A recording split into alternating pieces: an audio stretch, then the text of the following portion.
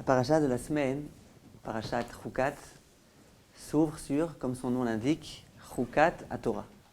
Un chok, une mitzvah qui n'a aucun sens, a priori, ou en tous les cas qui bien évidemment a un sens, mais qui nous dépasse complètement. Et Akadosh Baruch Hu d'emblée nous dit, sachez que cette mitzvah-là, vous ne pouvez pas réussir à la comprendre. Qu'est-ce qu'il y a de tellement incompréhensible dans l'accomplissement de cette mitzvah?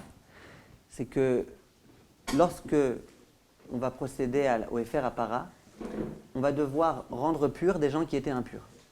Il est écrit que toutes les personnes qui vont s'occuper de cette tâche-là, elles vont devenir impures.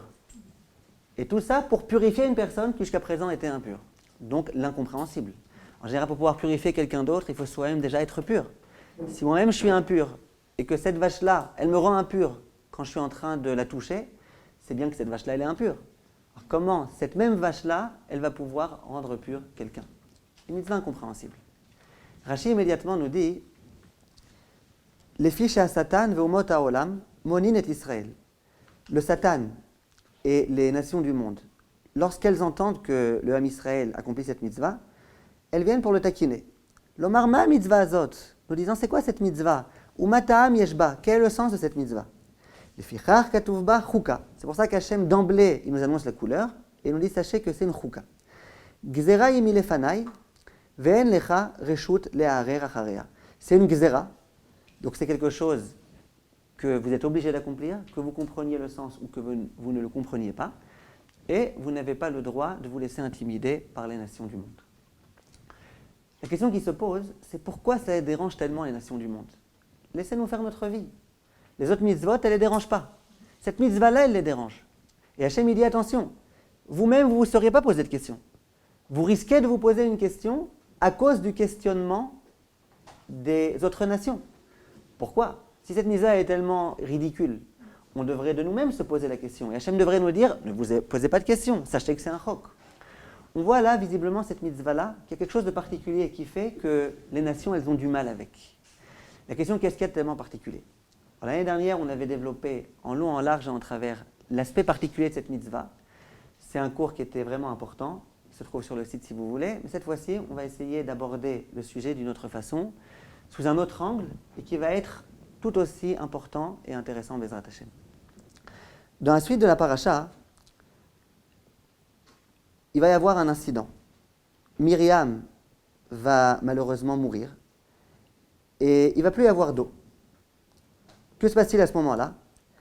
Akadosh Baruch Hu va s'adresser à Moshe Rabbeinu et va lui dire s'il te plaît, prends ton bâton et adresse-toi, par la parole sous-entendu, au rocher. Adresse-toi au rocher, demande-lui que de l'eau jaillisse de lui et Bezrat Hashem, tout s'arrangera. À ce moment-là, que se passe-t-il? L'histoire est bien connue. Moshe Rabbeinu, au lieu de parler au rocher, il va le frapper. Et Akadosh Baruch Hu va être extrêmement sévère à l'égard de Moshe Rabbeinu. Il va le punir, il va l'empêcher de rentrer en Eretz Israël.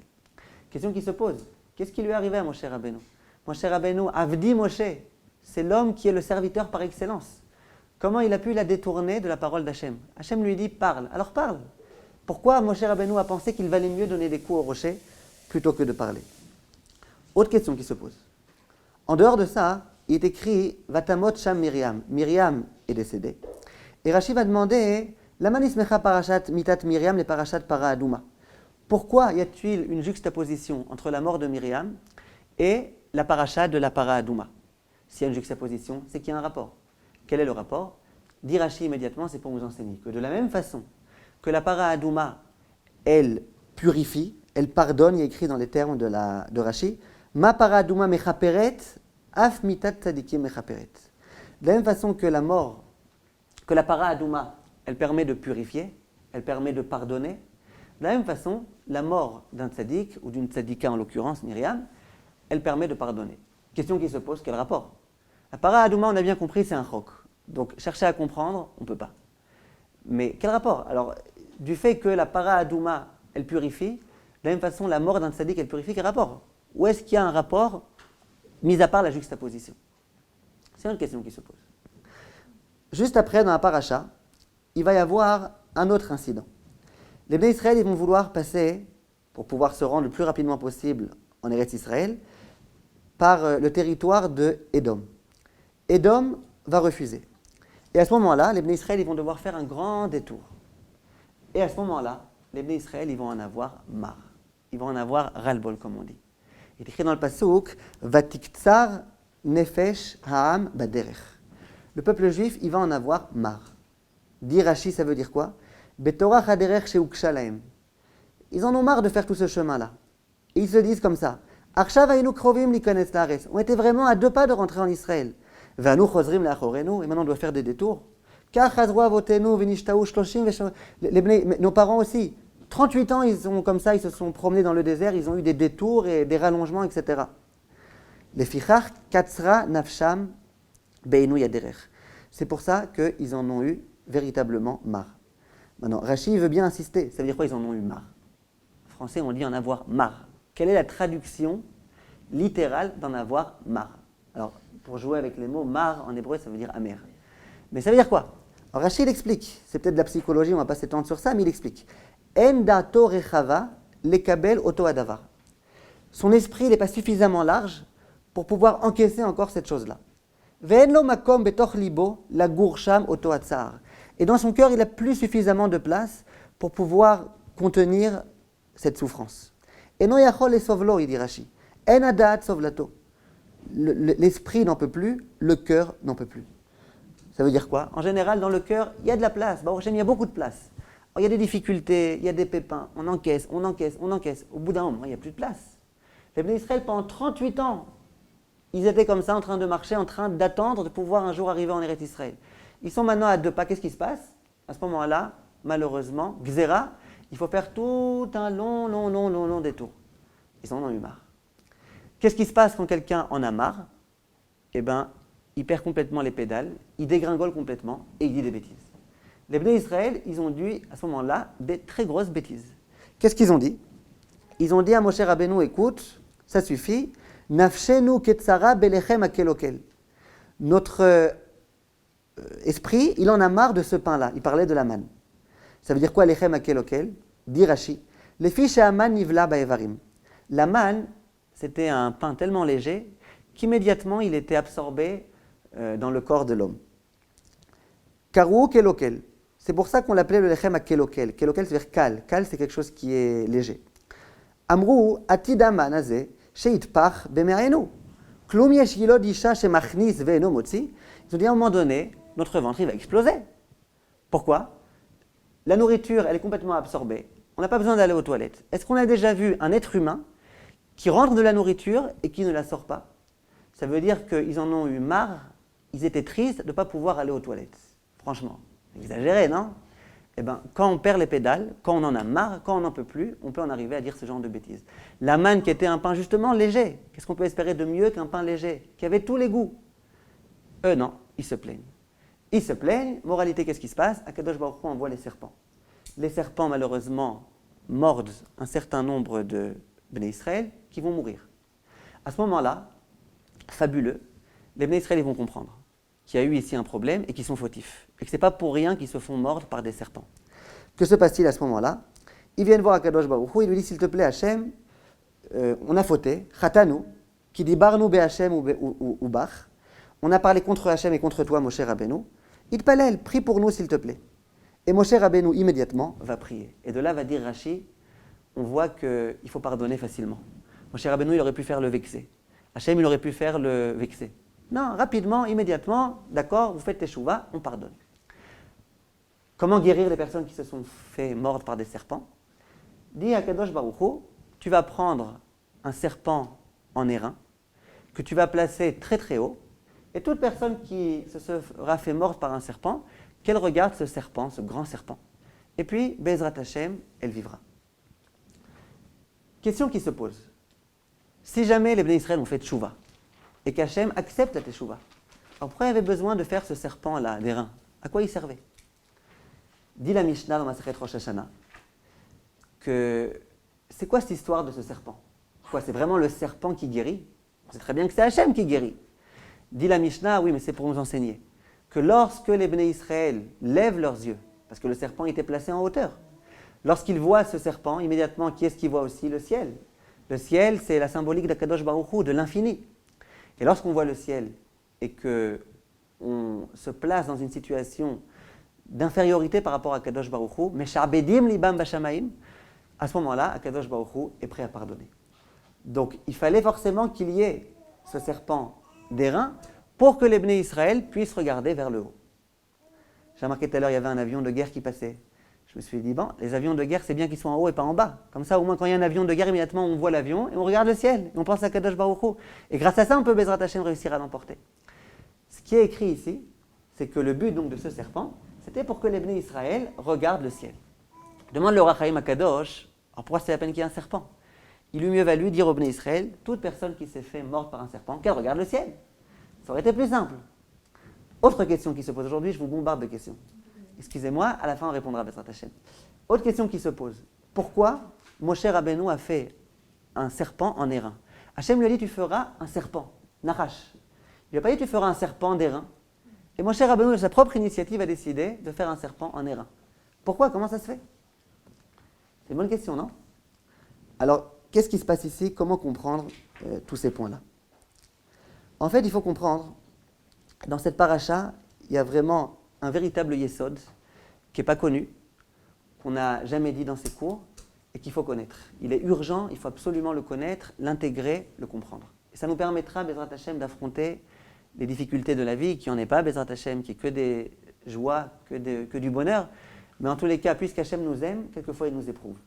Et nous, il faut qu'on sache, Bezrat Hashem, qu'on connaisse le yesod qu'on va dire maintenant. Le Midrash, au début de la parashat Chukat, il dit la chose suivante, je vous lis dans les mots. Mi iten taor mitame, lo echad. Il y a un passouk dans Yov, dans lequel il est écrit, qui est-ce qui permet au taor, au pur, de sortir de l'impur? C'est-à-dire, comment Hachem peut faire en sorte que le pur soit extrait de quelque chose d'impur? Lo echad, n'est-ce pas, Kadosh Baruch Hu? Kegon Avraham mi Terach. Terach, c'était un rachat. Terach, c'était un oved avodah zara, il faisait de l'idolâtrie. Qui est né de lui, de cet homme impur? Avraham, l'homme pur par excellence. Chizkia mais Achaz. Chizkia est né de Achaz. Mordechai de Shimei, etc., etc. Le Midrash mentionne maintes reprises dans lesquelles on voit qu'il y a quelque chose de remarquable, que quelque chose d'impur peut donner naissance à quelque chose de pur. L'exemple typique qu'on a vu là, Avraham qui sort de Terach. Incompréhensible. Comment un homme comme Terach, il peut avoir le mérite de donner naissance à un homme comme Avraham? Deux inverses, deux choses complètement différentes. Continue le Midrash et dit, Lo echad, une seconde, mi asaken, ou mi tzivaken. Qui est capable de faire une telle chose? Ou mi gazarken, lo echad, lo yechido shel olam, n'est-ce pas Kadosh Baruch Hu? Continue le Midrash et dit, Taman taninan, kol haoskim bepara, mitrila ve'ad sof, metamim gadim. On sait très bien que toutes les personnes qui procèdent à toute cette procédure-là de la vache, ils deviennent impurs. Leurs vêtements deviennent impurs. Vei gufa metaeret tameh. Et elle-même, cette cendre-là, elle peut purifier les gens qui sont impurs. Et là, Amar Kadosh Baruch Hu, Chuka chakakti, gzera gazarti, ve'en atem rashaim, la'avor al gzerati. Ça veut dire quoi? Akadosh Baruch Hu dit, oui, effectivement, moi je suis capable de cela. Ça veut dire quoi? La vache, elle est impure. Qu'on comprenne bien. Si la vache, elle rend impure toutes les personnes qui rentrent en contact avec elle, c'est qu'elle est impure. Donc la vache, c'est quelque chose de complètement impur. On prend quelque chose d'impur et ça purifie. On prend Terach et il y a Abraham qui sort de lui. Incompréhensible. En général, on dit que la pomme, elle tombe pas loin de l'arbre. Et là, on a une pomme qui tombe à des années-lumière de l'arbre. Cette pomme-là, Avraham Avinu. Comment ça se fait? Incompréhensible. Réponse, c'est un chok. C'est un chok. Akadosh Baruch Hu, il est capable de faire cela. Ça veut dire que ce Midrash vient nous dire, et ce que cette mitzvah du chok vient dénoter, c'est que le comportement divin, il est complètement différent du comportement humain. L'homme, il connaît des principes. Quelqu'un de pur, il peut donner naissance à des gens purs. Quelqu'un, on connaît tous les chromosomes, les machins, on peut spéculer que si monsieur est comme ça, madame est comme ça, l'enfant sera comme ça. Chez Hachem, ça fonctionne différemment. Hachem, il est capable de faire l'impossible, c'est le cas de le dire. Il fait vraiment l'impossible. Il prend de l'impur et il fait de cela du pur. Voilà ce que ce Midrash vient nous dire. Donc la mitzvah de Para Adumas, qu'elle a de tout à fait particulier, et ce qui échappe à notre esprit, c'est que, effectivement, par l'accomplissement de cette mitzvah, on voit qu'Akadosh Baruch Hu est complètement différent de nous. On voit que nous, on est assujettis aux lois de la nature. Nous, on fonctionne avec nos raisonnements qui sont très logiques, très mathématiques.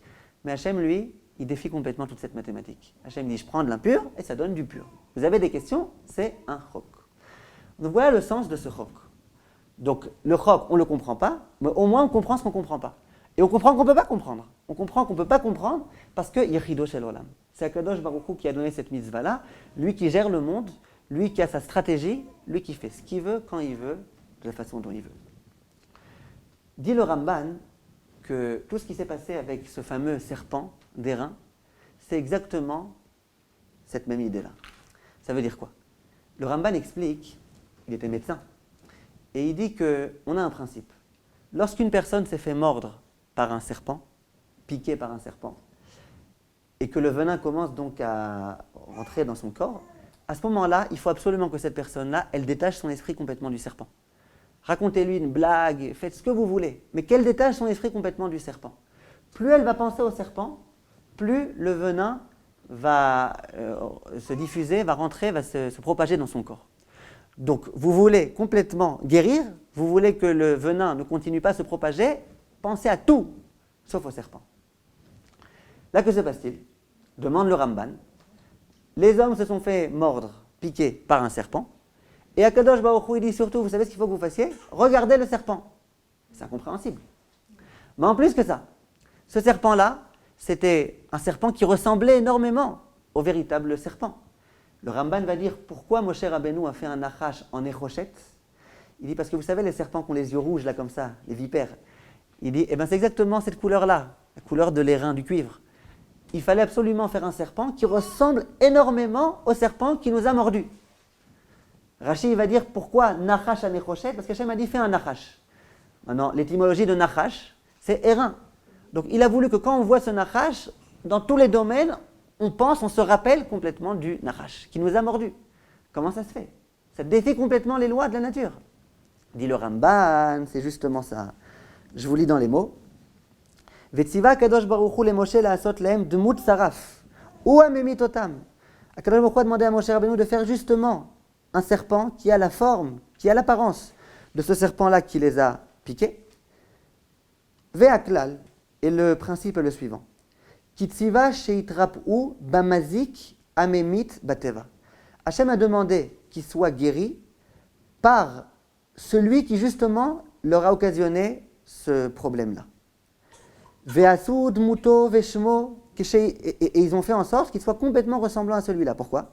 Uksheye adam mebit bechavana el nachash anechoshet sheukiaen amazik legamre ayachai. Et lorsque l'homme regardait ce serpent qui est censé au contraire le tuer, il vivait. Pourquoi? Léodiam qui Hachem memit ou mechaye. C'est justement pour que les Juifs comprennent que c'est Hachem qui guérit, c'est Hachem qui fait en sorte qu'on vive, c'est Hachem qui a envoyé les serpents, c'est Hachem qui guérit. Si Hachem avait dit prenez des médicaments, ce serait dit bon, c'est les médicaments qui ont guéri, comme aujourd'hui on pense. Les médicaments, tous les antivenins, machin, parapou, tout. Pas du tout, il faut que vous sachiez. Ce qui tue, c'est Akadosh Baruch Hu. Ce qui guérit, c'est Akadosh Baruch Hu. La preuve, allez complètement à l'encontre de la nature. Enfoncez-vous complètement dans ce venin-là. Et vous allez voir que vous allez guérir. Dès lors que vous regardez le ciel, que vous vous souvenez d'Akadosh Baruch Hu, vous allez guérir. C'est pour ça que le Rav Borodiansky disait combien sont ridicules les gens qui, lorsqu'ils ont voulu, les non-juifs sous-entendu, qui lorsqu'ils ont voulu faire un symbole de ce qui va guérir, des pharmacies, qu'est-ce qu'ils ont fait? Un serpent. Parce qu'ils ont pensé que c'était le serpent qui guérissait. En fait, le serpent, il tue. C'est pas le serpent qui guérit. C'est quand on regarde en haut, on voit le ciel. Alors là, Kadosh Baruch Hu, il guérit. Dans tous les cas, on voit ici la même idée. À savoir que Hachem, son comportement, c'est un comportement qui défie complètement les lois de la nature. On prend de l'impur et avec ça, on purifie. On prend quelque chose qui est censé tuer et avec ça, on guérit. Voilà de quelle façon le Ramban explique. On retrouve à ce moment-là la même idée. Cette idée-là, on l'a rencontrée aussi dans la paracha de Béchalach. On raconte que les Bnei Israël, pendant 3 jours, n'avaient pas d'eau. Bien évidemment, ils se sont plaints. Et le problème, c'est que même quand ils ont réussi enfin à trouver de l'eau, elle était amère. À ce moment-là, que faire? Il est écrit dans le Passouk, Vaïtzak el Hashem, ils ont prié à Hashem, Vayoreu etz. Et Hashem, il leur a montré, regardez, il y a un arbre. Et cet arbre-là, il va vous permettre d'adoucir l'eau. Et les Chachamim dans le Midrash, ils se demandent c'était quoi cet arbre-là? C'était une branche de quel type d'arbre? Les Chachamim disent Ardefuni aetz ou ve'en mar kamou. Cet arbre-là, il s'appelait Ardefuni, je ne sais pas si vous savez de quel arbre il s'agit, c'est l'arbre qui est le plus amer possible. C'est-à-dire que si un jour vous avez envie de goûter une branche de cet arbre-là, il n'y a rien de plus amer que ça. Et donc quoi? Il fallait prendre cet arbre qui était amer, le mettre dans l'eau qui était déjà elle-même amère, et ça a finalement donné une eau qui était tout à fait potable, qui était limpide et douce. Amar Rabbi Ishmael bno shel Rabbi Yochanan ben Beroka. Re'e magdolim nisim shel HaKadosh Baruch Hu. Regarde combien les miracles d'Hachem sont énormes. Basar vadam, un homme, bematok merape et amar. Lorsqu'il y a quelque chose qui est acide, amer, comment il le rend doux? En se servant de sucre, quelque chose qui est doux. Aval HaKadosh Baruch Hu, bemar merape et amar. Hachem, il se sert de quelque chose qui est mar, qui est amer, pour adoucir ce qui est déjà amer. Chez Nehemar, comme écrit dans le pasuk, ou mimakotra erpaecha neum Hachem. Quelquefois, Hachem, il envoie des coups pour justement guérir. Hachem, il n'a pas besoin de choses qui sont douces pour guérir. Il peut envoyer des coups pour guérir. Bema sheumake ou merape. Hachem, en donnant des coups, il peut guérir. Amar HaKadosh Baruch Hu le Moshe, sheiten davar mar betor davar mar, le matek bo. Donc Hachem dit à Moshe, je te demande, prends cet arbre-là qui est amer pour adoucir l'eau. À nouveau, on retrouve la même idée. Hachem, il veut bien qu'on ne s'embrouille pas. Hachem, il veut bien qu'on comprenne que lui, il est au-dessus de toutes les règles de la nature. Et donc, il nous dit, sachez, vous avez un problème avec l'eau, elle n'est pas bonne, vous allez résoudre le problème. Comment? En allant à l'encontre des lois de la nature, et vous verrez que ça marche. Qu'est-ce qui se passe ici? En fait, le Rav Borodiansky, il explique ça de façon très belle. Il est écrit dans le pasuk, Hashamayim shamayim lachem, ve'aretz natan livnei adam. Les cieux, ils appartiennent à Kadosh Baruch Hu, et la terre, elle appartient à l'homme. Ça veut dire qu'il y a deux comportements. Il y a le comportement de l'homme, et il y a le comportement d'Akadosh Baruch Hu Kaviachol. L'homme, il est sur terre. Sur terre, on a des lois de la nature. Et on ne peut pas réussir à violer ces lois de la nature. Elles existent, elles sont incontournables. Quand on est malade, on se rend chez le médecin. C'est évident, c'est normal, il faut le faire. Et quand on voit qu'il y a des choses qui, a priori, sont un petit peu difficiles, c'est qu'il y a un problème qui s'annonce, c'est qu'il faut prier. C'est qu'il faut essayer de se démener pour sortir du problème. Il y a les lois de la nature. Ça, c'est Ve'aretz natan livnei adam. Simplement, il y a Shamaim, Shamaim, Lachem. Les cieux, ils sont à Kadosh Baruch Hu. Kadosh Baruch Hu, il est en haut, il gère le monde comme bon lui semble. Simplement, quel est le problème? C'est que l'homme, vu qu'il vit dans un monde matériel, dans un monde de réalité, quelquefois, il commet une grave erreur. Il oublie qu'Akadosh Baruch Hu est là. Et il oublie la stratégie d'Akadosh Baruch Hu. Et il pense qu'Akadosh Baruch Hu, il est obligé de se comporter comme nous, on se comporte. C'est la raison pour laquelle, quand on rencontre des difficultés dans notre vie, on se dit, ah, là, on nous annonce la couleur. Là, il y a des problèmes. Là, ça ne va pas aller en s'arrangeant. Visiblement, ça ne va pas aller. Pourquoi? Parce que nous, on vit dans un monde matériel et on pense que Hachem, il nous accompagne dans ce monde matériel. Simplement, c'est une grave erreur qu'on commet.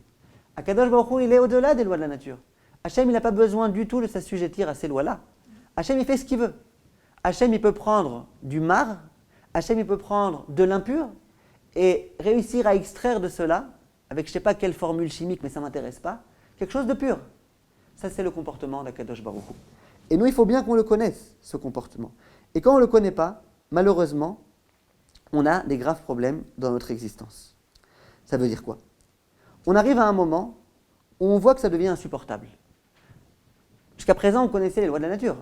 On veut s'approcher d'un endroit, on connaît la destination, et bien on avance, on chemine progressivement, et puis on met un pied devant l'autre, et on recommence, jusqu'au moment où Bezrat Hashem, on va arriver.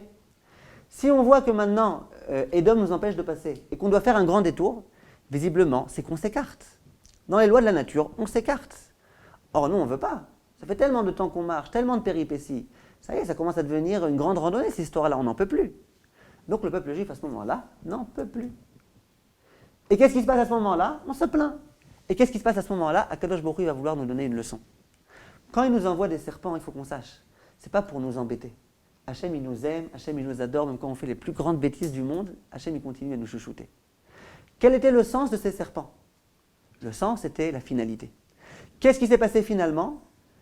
Il y a eu besoin d'avoir ce fameux serpent d'airain, les Bnei Israël qui le regardent, Et les Bnei Israël qui, au moment où le regardent, comprennent que c'est Akadosh Baruch Hu complètement et que lui qui guérit. La preuve, on a fait quelque chose que tous les médecins nous ont interdit. Les médecins, ils ont dit, ne regardez surtout pas le serpent. Nous, on a malgré tout regardé parce que c'est Hachem qui a demandé, et on a guéri. Lorsque les Bnei Israël regardent ce serpent, ils comprennent une chose. Ils comprennent qu'il n'y a pas de loi de la nature.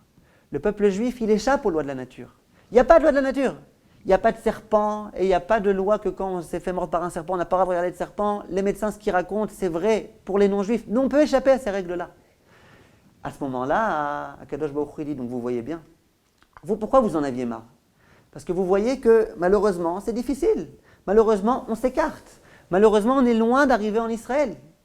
Hachem dit, retenez, tout ce que vous voyez ici sur terre, avec votre optique à vous, avec vos lunettes à vous, ça c'est une vision qui est complètement matérielle, qui est complètement cartésienne. Vous avez oublié une chose. Vous avez oublié que moi, Hachem, je ne me comporte pas de cette façon-là. Et ça a rassuré les Bnei Israël. Ils ont compris que parfois on peut s'écarter, mais en fait on s'approche. Ça a été la leçon que les Bnei Israël ont retenue. Pareil au sujet de l'eau. Il n'y a pas d'eau. Qu'est-ce qu'on peut faire sans eau? Vous imaginez pendant 3 jours sans eau dans le désert, dans un endroit tellement chaud? C'est difficile. Et quand il y a de l'eau, c'est de l'eau amère. On est incapable de la boire. Au lieu de nous désaltérer, au contraire, elle nous donne encore plus soif. Que faire dans un tel cas? Eh bien, on commence à perdre espoir. Que fait Hachem à ce moment-là? Il nous dit, prenez quelque chose d'amer, mettez-le dans cette eau. Pourquoi faire? Pour que vous compreniez bien, il n'y a pas de loi de la nature. 3 jours, 8 jours, 10 jours, il n'y a pas de loi de la nature. S'il n'y a pas d'eau maintenant, c'est qu'il n'y en aura pas demain, il n'y a pas de loi de la nature. Si moi, Kadosh Baruch Hu, je me trouve quelque part, et que je vous accompagne, et que je suis avec vous, vous ne devez pas vous inquiéter. Ça, c'est en fait donc l'idée qu'on est en train de voir ici. Akadosh Baruch Hu, il nous demande, arrêtez un petit peu de mesurer vos difficultés par rapport à la façon dont on a l'habitude de les mesurer ici-bas. Arrêtez de calculer vos réussites par rapport à la façon dont ici on les mesure. Sachez que tout est entre les mains d'Akadosh Baruch Hu qui échappe aux lois de la nature. Et ça, c'est un midrash explicite. Je vous l'ai déjà dit une fois, mais je le trouve tellement beau, tellement merveilleux ce midrash que, même si je vous le répète chaque cours, c'est pas grave, vous me pardonnerez. Il écrit que quand Eliezer, le serviteur d'Abraham, a été chercher un chidour pour Yitzhak, il s'est dit, je dois aller là-bas. Il y a tellement de filles là-bas, comment je vais réussir à trouver la bonne? Il était complètement perdu. À ce moment-là, on dit qu'il a levé ses yeux vers les montagnes et il a entonné pour la première fois de l'histoire juive le Teilim que plus tard David Ameller va rédiger. Shir la Ma'alot. Et ça, Enai ele Harim. Je soulève mes yeux vers les montagnes. Mais Aïn Yavo Ezri. D'où va venir mon aide? D'où elle va venir? Comment je vais faire? Comment je vais trouver la personne? En plus, il faut un chidour de qualité quand même pour Yitzhak. Yitzhak Avinu. Mais Aïn Yavo Ezri. Et après, il répond, il dit, Ezri, mais Hashem. Mon aide va provenir d'Akadosh Baruch Hu. Alors, Eliezer, il est en train de faire de la poésie là. D'où va venir mon aide? Mon aide va venir d'Hachem. On n'est pas le soir de Pessah là pour faire des questions et des réponses. C'est quoi cette question? C'est quoi cette réponse? Dit le Midrash, c'est que Eliezer, il a commis une grave erreur de Emouna. Et immédiatement, il s'est repris. Ça veut dire quoi? Depuis le début, il savait très bien que c'est Hachem qui ferait tout. Eliezer, c'était le serviteur d'Abraham. On dit que c'était un homme extrêmement érudit en Torah, très proche de Hachem.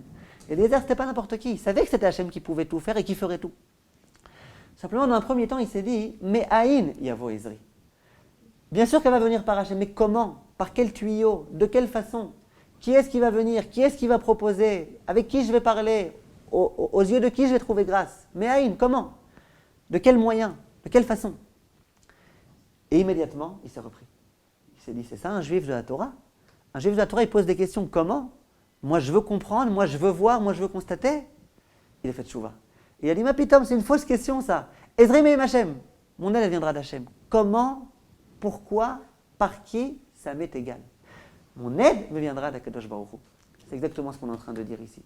Nous, on est dans un monde dans lequel on dit, c'est vrai que c'est Hachem, mais je veux comprendre comment. Quel médecin? Quel spécialiste? Comment ça va marcher? Maintenant, j'ai tellement de dettes. Hachem, il va m'aider, mais comment? J'aimerais comprendre. Qui est-ce qui va pouvoir venir m'aider?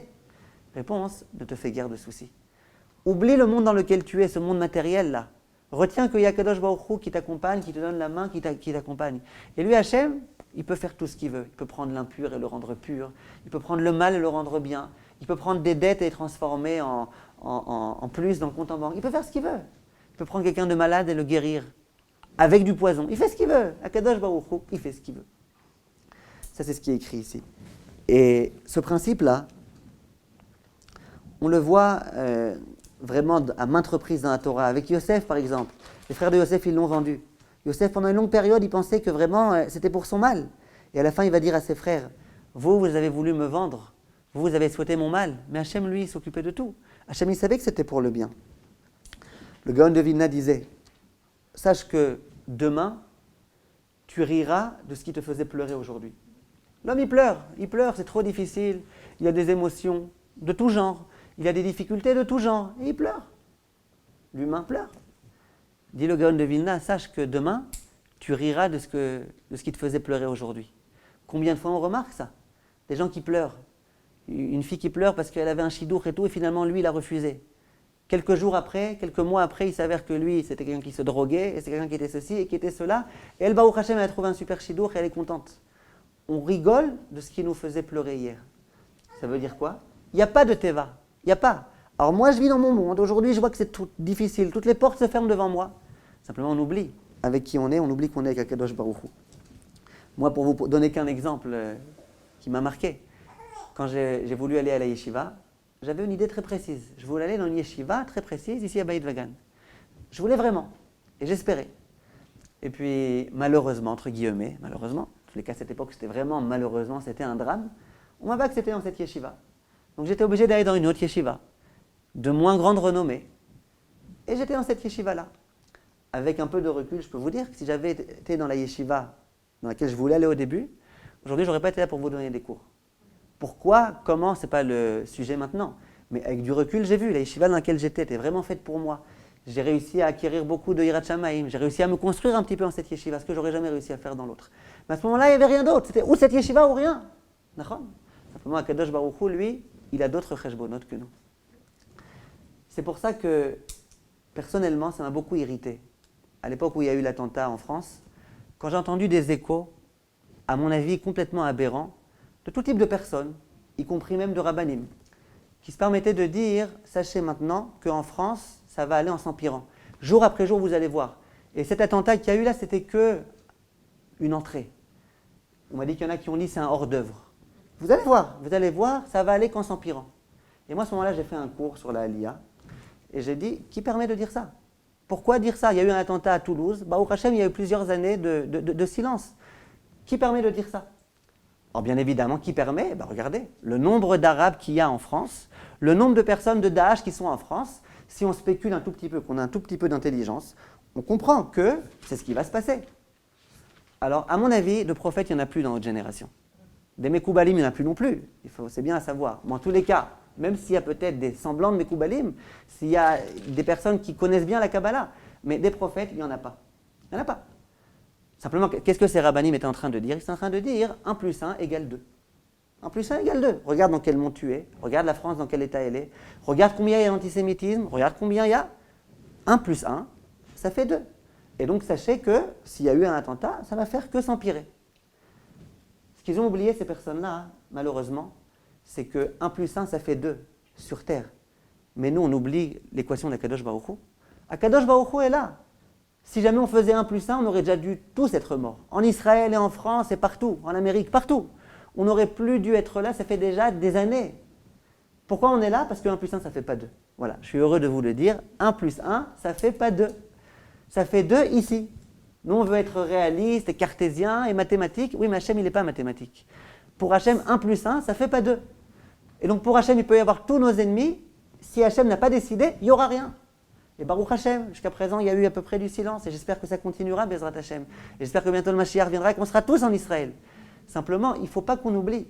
Ce n'est pas parce qu'on essaye de donner un sens à l'histoire qu'on peut se permettre d'oublier l'existence d'Akadosh Baruch Hu. Et je ne suis pas en train, Chas Shalom, de critiquer, j'imagine qu'ils ont leurs raisons, j'imagine qu'ils l'ont fait avec leur état d'âme. En tous les cas, moi ce que je veux dire, c'est que ce qu'on pourrait comprendre de cela, qu'Hachem est inexistant, c'est quelque chose qu'il faut absolument éviter, c'est une erreur à ne pas commettre. Nous, on vit dans un monde, Akadosh Baruch Hu est présent avec nous. Il y a une astara et on ne comprend pas où est Hachem, et quelquefois ça nous échappe, il y a des difficultés. Bevadaï, dit Rabbi Nachman de Breslev, Bevadaï, c'est sûr et c'est certain. Gam Sham Nimsa Hachem Yitbarach, que même là-bas, Akadosh Baruch Hu est avec nous. Alors on ne comprend pas, on a du mal, on voit un tunnel sombre, on ne voit pas à l'issue, mais Hachem, lui, il voit très bien. plus que ça.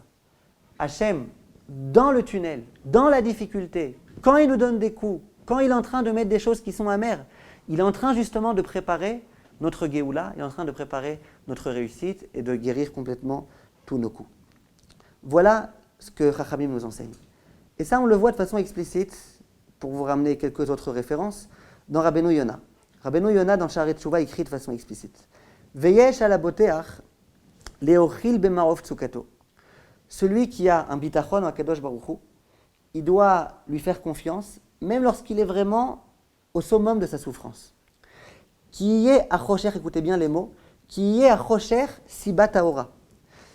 Que l'obscurité, c'est elle-même qui va être la nature de la lumière. C'est parce qu'il y a de l'obscurité qu'il va y avoir de la lumière. Comment chez Katouv, Al tismechi oyav-tili, vous mes ennemis, vous pensez que vous pouvez vous réjouir parce que vous avez réussi à me vaincre? Kinafalti kamti, si je tombe, je me relèverai. Ki eshev bachoshech Hashem orli. Lorsque je me trouve dans l'obscurité, c'est que bientôt la lumière va arriver. Ve'amru chazal, dit Rabbeinu Yona, il malé nafalti, lo kamti. Déteste le fait que je suis tombé, je n'aurais pas pu me relever. Évidemment. Il malé yashavti bachoshech, lo haya orli. Voilà ce que dit Rabbeinu Yona. Ça veut dire que c'est le mot important. Que le chocher, c'est sibat haor. De la même façon que la mer, c'est le sibat amatok, la mer, c'est ça qui va donner quelque chose de doux. De la même façon pour Akadosh Baruch Hu. L'obscurité, c'est synonyme et c'est introduction à lumière. Il faut savoir ça. Quelquefois, on se prend des coups, on ne comprend pas, on a du mal. Il faut savoir, on se prend des coups, c'est vrai. Quelquefois, ces coups eux-mêmes, ils sont là pour nous guérir. Alors nous, on dit, ouais, mais ça s'annonce mal. Ça s'annonce mal. On est vraiment dans l'embarras. Plus rien ne va, plus rien ne va aller. Et puis on désespère. Si nos ancêtres ont désespéré, nous aussi on peut désespérer. Ça peut nous arriver, nous sommes des hommes. Simplement, la leçon qui doit venir immédiatement dans ce genre de situation, c'est regarde le ciel. Regarde le Nachash, plus précisément. Rappelle-toi que Akadosh Baruch Hu, rien n'est difficile pour lui. Le jour où il voudra, dans cette difficulté, te sortir de la difficulté, il le fera. Et le fait que maintenant tu vois que ça va qu'en s'empirant, ça ne veut pas dire que ça va en s'empirant. Peut-être que ça veut dire qu'au contraire, ça va en s'arrangeant. Simplement, Hachem, il n'a pas besoin de nous montrer que ça s'arrange pour que ça s'arrange. Hachem, il peut faire des choses qui, à nos yeux, paraissent être quelque chose qui s'empire, alors qu'au contraire, c'est censé nous sauver. Et d'un coup, on va voir. D'un coup, on va voir qu'on a pris de la mer et on l'a mis dans la mer, et paf, coup de magie, l'eau devient Metouka. C'est difficile, il y a des difficultés, plus ça va, plus on s'enfonce, et d'un coup, paf, il va y avoir la Géoula qui va arriver. Ça, c'est la leçon qu'il faut qu'on retienne. Le Chazon Ish, lui, dans Emouna ou Bitachon, il a aussi des mots extrêmement forts. Et il dit que lorsque l'homme rencontre des difficultés, les fianoak sheba olam sfuya elaf sakana midarke ateva, ou selon les lois de la nature, il y a effectivement un danger qui le guette. Il dit à ce moment-là, yarpeu milizkor she'en amikre adonea lanu. Il faut qu'on sache que les conjonctures dans lesquelles on est, c'est pas elle notre maître. Vous avez entendu le terme? Les conjonctures, la situation actuelle, c'est pas elle notre maître. Nous, on pense qu'on est entre les mains de la conjoncture. Puisqu'on est dans cette difficulté-là, c'est que maintenant, on est dans l'embrouille. Mais c'est pas ça. Ça veut dire que nous, on a résumé la situation à un maître qui va pouvoir décider de tout. On est entre les mains de ce destin. Chas v'shalom, dit le Chazon Ish. Il ne faut pas qu'on oublie, on est dans un monde qui paraît visiblement être ces jours-ci dans notre avantage, dans notre désavantage, il ne faut pas oublier. Le maître, ce n'est pas la conjoncture dans laquelle on est, c'est Akadosh Baruch Hu. Continue le Chazon Ish et dit Veshen ma'atzor l'Hashem mileoshio. Hachem n'a aucune difficulté à nous sauver. Veleachin mesavevim shiachlifu et kol hamesovevim. Il peut préparer une nouvelle conjoncture qui va remplacer la conjoncture dans laquelle on est actuellement. Après, il dit l'homme, il doit asseoir en lui la emet ayedua, la vérité connue. Qui en kan lefanav shum pega ra miyad amikre. Il n'y a rien qui est entre les mains d'un destin. Rakakol meito idbarach. Ben letov, ben lemutav. Tout vient d'Hachem. Que ce soit dans les cas où tout va bien, ou malheureusement dans les autres cas. Et après, il dit des mots très très forts. Je vous demande de vous concentrer si vous avez encore un peu de force. Il dit Ve'asher shoresh emunato, mefiga pardato. Il dit celui qui a une vraie émouna, cette émouna, elle doit être en mesure d'altérer complètement sa crainte. Venotenet lo ometz le'amin be'efsharut ha'atzala, ça lui donne de l'espoir, de croire en la délivrance qui est censée arriver. Après, il dit Veshe'en lefanav netia lera'a yoter minetia letova. Ainyanze ikra'uhu midat habitachon. Qu'est-ce que le bitachon? Je suis dans une situation dans laquelle, d'après les lois de la nature, rien ne va. D'après les lois de la nature, il y a 95% de chances que rien n'aille, et peut-être 5% de chances que tout s'arrange. Dit le Chazon Ish, c'est quoi la véritable émouna? C'est de penser qu'il n'y a pas plus de raisons que rien n'aille plutôt que tout aille. Il nous embrouille, le Chazon Ish. Il nous embrouille parce que la vérité, elle embrouille. Il nous embrouille. Je suis dans un monde dans lequel à 95% de chances, je vais y passer. Les médecins, ils me disent, 95% de chances, vous allez mourir. Il y a 5% de chances que vous puissiez vivre. Dit le Chazon Ish, si j'ai une vraie émouna, il faut que je sache que la conjoncture, c'est rien du tout, on l'élimine. Ce que les médecins ont dit, c'est rien du tout. Le fait que maintenant, il y a encore une tumeur qui a été, chas shalom, trouvée, c'est justement ça qui va me guérir. Il nous rend fou là, le Chazon Ish. Et il dit, et puis la conclusion, c'est quoi? C'est qu'il faut que je sache qu'il n'y a pas plus de chances que je meure plutôt que je vive. Pourquoi? Parce que tout dépend d'Akadosh Baruch Hu. Tout est entre les mains d'Akadosh Baruch Hu. C'est le Chazon Ish qui le dit. Chazon Ish. Et quand on ouvre nos yeux, et qu'on entend les personnes qui nous racontent des histoires, combien il y en a des histoires de ce genre-là? Une femme à laquelle les médecins avaient donné aucune chance d'avoir des enfants. Parce que quand elle avait été enfant, elle avait été frappée par une terrible maladie. Elle avait dû faire la chimiothérapie. Les médecins ont dit, madame, on a fait tous les examens, vous n'avez aucune chance. Eh bien, cette femme-là, sans faire même de tipoulim, elle est tombée enceinte, de jumeaux. Et la médecin, au moment où elle a entendu la nouvelle, dit, heureusement que j'étais assise, sinon je me serais évanouie. C'est une histoire parmi d'autres, cette histoire-là, je l'ai entendue. Et je l'ai entendue d'un proche parent qui me l'a raconté, et c'était cette personne-là qui était concernée dans cette histoire-là. Et elle m'a dit, je te demande, raconte cette histoire dans tes cours. Son mari aussi, il m'a dit, raconte cette histoire au maximum. Là, je ne voulais pas raconter dans les détails parce que je l'ai déjà raconté une fois. Mais en tous les cas, on voit de là que les médecins, ils disent ce qu'ils veulent. Et il y a les examens, il y a tous les grands appareils, il y a les lois mathématiques. Et ces gens-là, ils ont fait des années d'études, il y a tout. Le jour où Hachem décide que les problèmes se résolvent, les problèmes se résolvent. Ça, c'est le mode de fonctionnement qu'Aviachol la Kadosh Baruch Hu. Mamtik mar bemar. Ça va pas, le fait que ça aille pas, c'est justement ça qui fait que ça va aller. Grand chidouche. C'est un grand chidouche que Chachamim nous enseigne. C'est peut-être la raison pour laquelle mon cher Rabbeinu, au moment où Akadosh Baruch Hu lui dit, regarde, les Bnei Israël, ils se plaignent. Ils se plaignent, visiblement s'ils se plaignent, ça veut dire quoi? Ça veut dire qu'ils ont oublié tout ce cours-là. S'ils se plaignent, ça veut dire qu'ils voient des difficultés, et ils pensent que si, à nos yeux, il y a des difficultés, c'est qu'on est entre les mains des difficultés. Que les difficultés, c'est notre maître. Donc regarde, donne-leur une leçon de première grandeur. Montre-leur que le rocher, il va suffire de lui parler pour qu'il donne de l'eau. Et puis d'un coup, ils vont recomprendre que Kadosh Baruch Hu, lui, il échappe complètement aux lois de la nature. C'était pas mal comme calcul, non? Mon cher Rabbeinu a dit, moi je vais faire mieux que ça. Je vais donner un coup. Pourquoi? Parce que mon cher Rabbeinu, il se rappelle tous ces enseignements-là. Mamtik mar bemar. C'est quand on donne des coups. Regardez les Bnei Israël, on donne des coups, vous pensez que les coups c'est négatif? Vous pensez que le rocher va recevoir des coups, il ne va pas donner de bien? Au contraire, on donne des coups et du mal, il y a du bien qui va sortir. Paradouma, chok, de l'impur, il y a du pur. D'un coup, qui est quelque chose de négatif, il y a du bon qui va sortir. Mon cher Rabbeinu, il avait un très bon calcul. Mon cher Rabbeinu, il s'est dit, il faut leur donner cette leçon. Quand vous voyez des coups, quand vous prenez des coups, sachez que de ces coups-là, il y a du bien qui va pouvoir surgir. Simplement, Akadosh Baruch Hu le lui a reproché. Hachem me dit, moi je t'ai demandé de parler. Si tu avais parlé, il y aurait eu un enseignement encore plus grand qui aurait été délivré. Quand on donne des coups, encore on pourrait dire, bon, peut-être que dans le rocher, il y avait une poche et on a donné un coup, puis c'est à cause de ce coup qu'il y a l'eau qui est sortie. Si par contre tu parles, tu te mets à 1 kilomètre du rocher et tu parles, et que le rocher il donne de l'eau, le miracle est encore plus grand.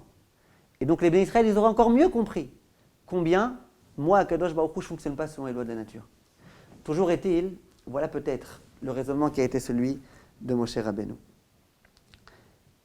Pour en revenir à la première question qu'on a posée, tout ce que je suis en train de vous raconter là, nous, Baruch Hashem, on délire un petit peu, parce qu'on est juifs, parce que notre histoire, c'est une histoire de délire, parce que tout le monde de la Torah, c'est un monde de délire, c'est un monde qui n'obéit pas aux lois de la nature.